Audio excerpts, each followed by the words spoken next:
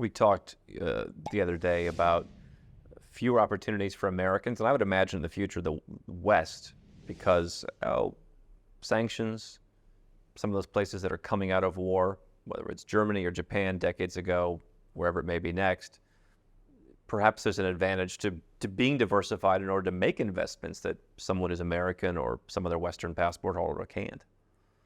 Well, if you have more than one passport, you certainly run into opportunities that you might not otherwise. For instance, right now, I'm an American, but I have an American passport. I have other passports, but investing in Ukraine is not practical for me now. Investing in Russia is not practical for me now. But I do know investing in countries at war usually leads to great opportunities. If you have, Americans are not likely to invest in Russia right now, but if you are Brazilian or something, Uruguayan, you might be able to invest in Russia and you might find good opportunities, which are closed off to people who don't have the options. And so you can make up your own mind, ethically and financially, what you want to do rather than your country doing it for you, you're saying? I don't know if I'm very smart, but I think I'm smarter than bureaucrats in Washington. I hope I'm smarter than bureaucrats in Washington. Let's talk about China. There are folks saying demographics moving in the wrong direction. It's the last decade for China. You've been very favorable towards China since the books came out, and I think still today. Why are those folks wrong?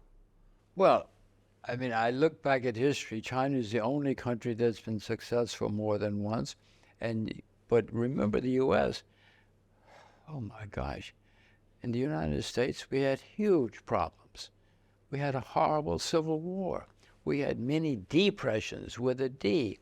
We had illegal, dishonest politicians. We've had many things. Have or had? Yes.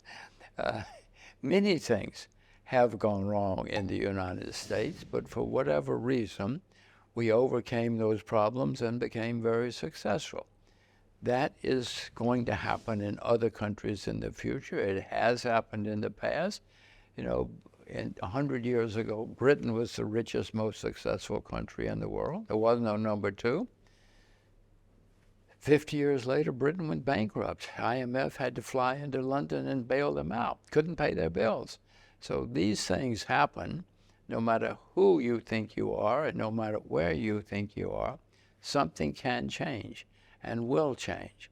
So I hope that all of us learn enough history or learn enough about the world to know something is going to change and take advantage of it.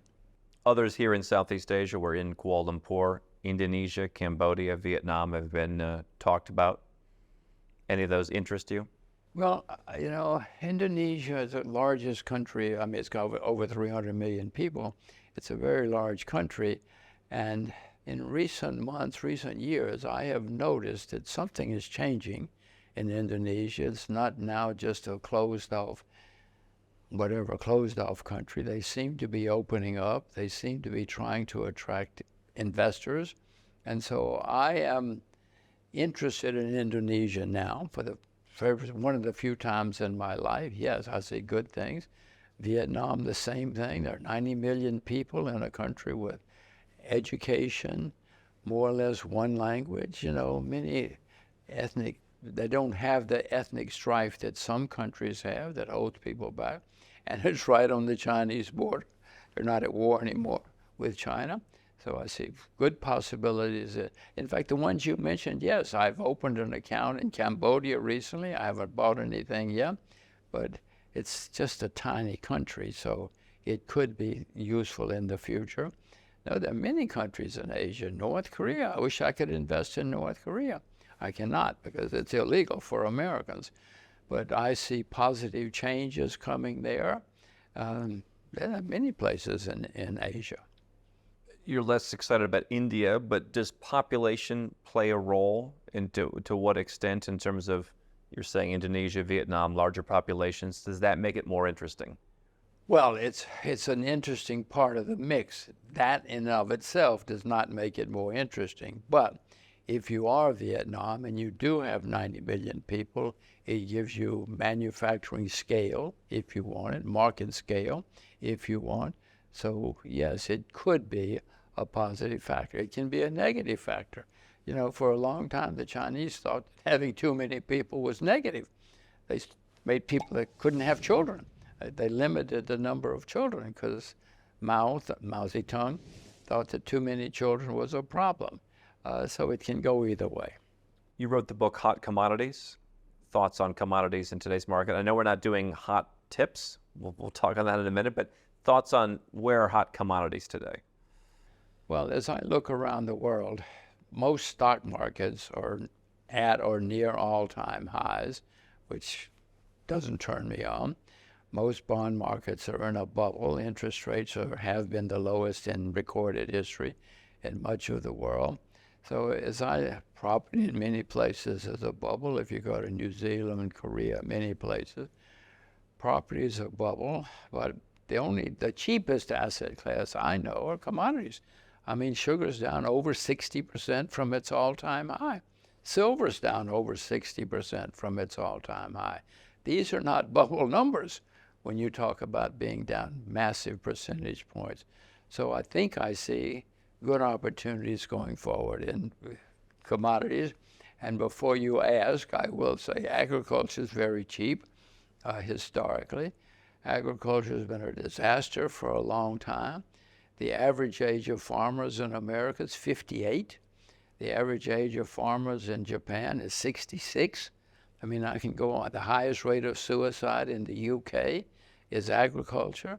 You know, agriculture has been a disaster for most people for a long time. And that's happened throughout history. You go back and you read the Russian novels about how rich the agriculture barons were once upon a time.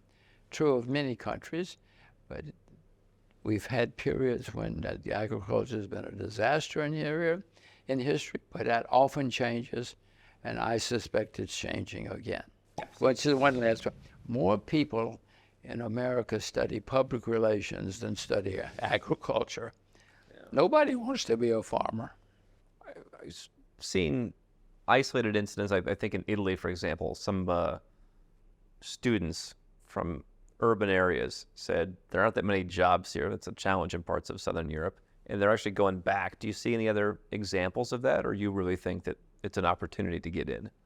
Well, I know it's an opportunity. It's not for me. I don't want to go out and get hot and dirty every day. You know, I'm too lazy. But for many people who like being in the sun and working with their hands or working with growing things, I mean, as I said, look at history. There have been times when the agricultural people have been wildly successful and wildly rich.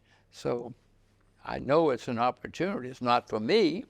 I mean, I do invest in agriculture now, but it depends. Everybody has to figure out what they love the best for their own future. Lastly, we discussed yesterday evening your opposition to hot tips. Obviously, what you might know, even if you wanted to tell somebody, they don't have the full picture. They don't know when to buy or when to sell. But you talked about a good investor wants things to be boring. What are your suggestions for becoming a good investor?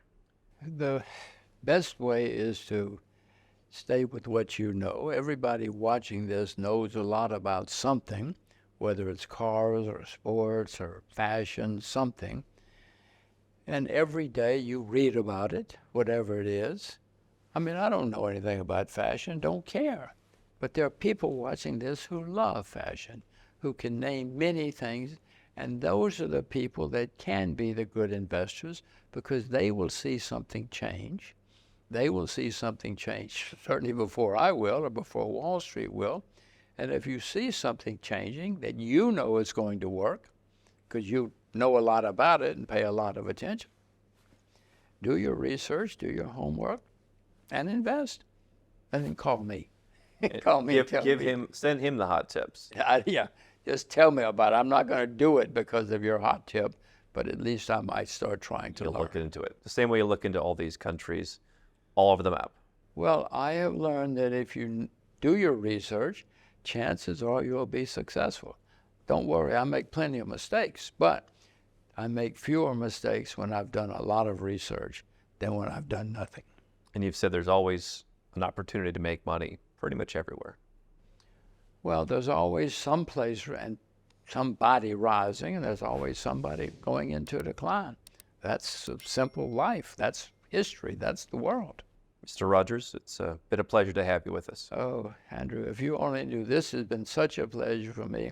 And I will say again, this is such a good idea to teach people about the opportunities in the world. So I hope you're doing a good job, and I hope you keep it up. Thank you.